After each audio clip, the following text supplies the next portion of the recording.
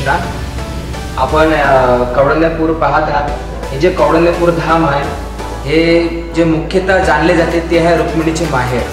आणि रुक्मिणी जे आहे हे महालक्ष्मीचं स्वरूप आहे. तर रुक्मिणीचा जन्म इथे झालेला आहे आणि रुक्मिणी जन्मस्थान आहे. द्वापर युगामध्ये भगवान श्रीकृष्ण इथे येऊन गेले आणि त्यांनी रुक्मिणीचं पाणी ग्रहण केलं. तर रुक्मिणी ही एका राजाची पुत्री होती ज्यांचं नाव होतं भीष्मक राजा.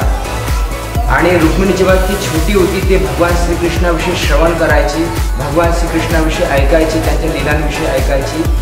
आणि जेव्हा ती मोठी झाली ती तिने मनोमन अशी प्रार्थना केली की भगवान श्रीकृष्णच हे मला वरच्या रूपात मिळावे. तर इथे मागे एक अंबिका मातेचं मंदिर आहे, ते फार पुरातन प्राचीन मंदिर आहे.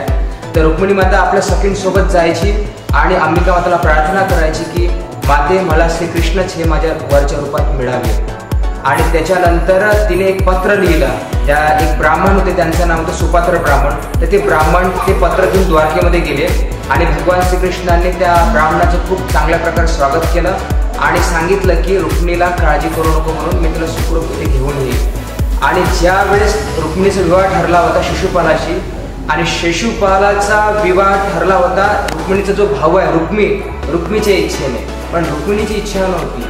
तर ही जबरदस्ती रुक्मिणीचं लग्न शिशुपालाशी तय केलं गेलं होतं. तर त्याच्यानंतर भगवान श्रीकृष्ण इथे येऊन गेले आणि ज्या दिवशी विवाह ठरला होता त्या दिवशी रुक्मिणी माता अंबिकेच्या मंदिरामध्ये सखींसोबत दर्शन करण्यासाठी गेली होती. आणि जेव्हा परत आली तर जेव्हा जसा एक कडप असते, एका कडपामध्ये जसा लांडगा त्या बकरीला अलगद उचलून देतो त्याप्रमाणे भगवान श्रीकृष्णाने रुक्मिणीचं पाणी ग्रहण केलं आणि रथामध्ये बसवलं. आणि त्याच्यानंतर इथे भीषण युद्ध झाला. आज आपण पाहाल कौंडण्यपूरमध्ये जे आहे खालीवर सर्व टेकड्या दिसतात. तर त्याचं कारण हेच आहे की इथे भीषण युद्ध झालं. बलरामजींनी ते भीषण युद्ध केलं.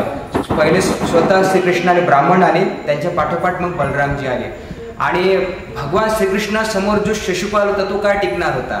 तर भगवंतांनी काहीतरी लीला केली शिशुपाल सोबत. आणि शिशुपाल हरल्यानंतर आणि रुक्मिणीचा भाऊ जो रुक्मिणी हरल्यानंतर भगवान श्रीकृष्णाला रुक्मिणीला काहीतरी शिक्षा देण्याचं ठरवलं.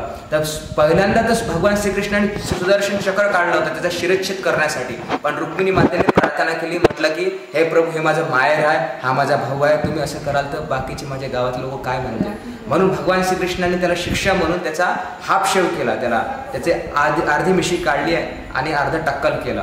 आणि आता पण तेव्हापासून पण तो रुक्मिणी परत आला नाही कौंडण्यपूरमध्ये, कारण की त्याने प्रतिज्ञा केली होती जोपर्यंत मी माझ्या बहिणीचं लग्न शिशुपालाशी करणार नाही आणि भगवान श्रीकृष्णांना हरवणार नाही तोपर्यंत मी कौंडण्यपूरमध्ये परत येणार नाही.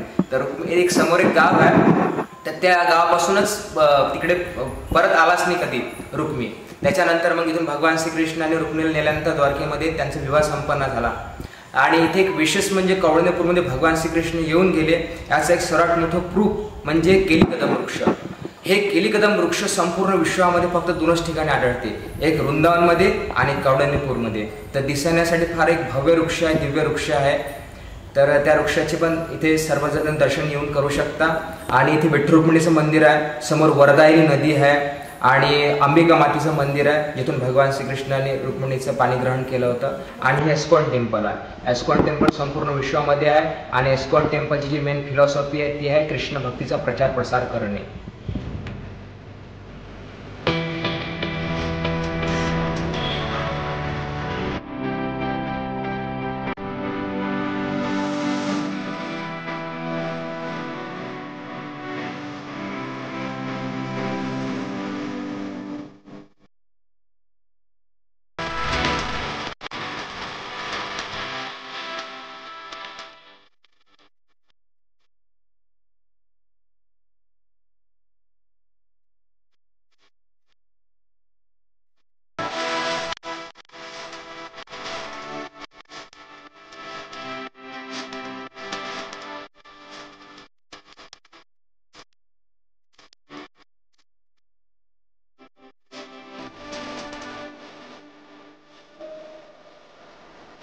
शंभो महादेवा.